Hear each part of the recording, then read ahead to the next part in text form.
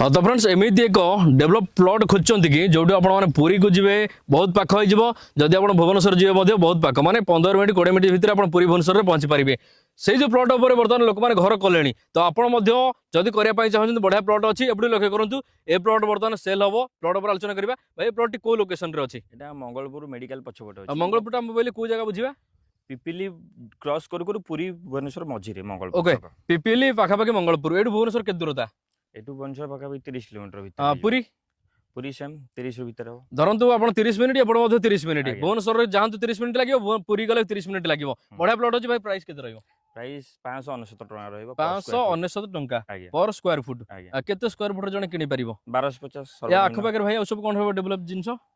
पाखरे भक्त दासिया बारी कोटे पीठ बड़ पीठ रहइबो। रहइबो पिपिली बाजार केते माने जदी मार्केटिंग करिया को मार्केट ए मंगलपुर बाजार बहुत आज्ञा बड़ बाजार अछि ओके तो एनएच पाखरु मात्र 1.5 किलोमीटर दूरतार आपण मानके प्लॉट बड़ी मिल जिवो प्लॉट पर देखि परथबे 30 फुट रास्ता जाईची दी साइड रे प्लॉट अछि तो नंबर देहला कथा बोलतो आपण जे चाहछन गोटे भलो प्लॉट टी तो ए प्लॉट टी को बिल्कुल हाथ छडा करंतु नाही एबे ही जोगाजोग करी किनि नियंतु।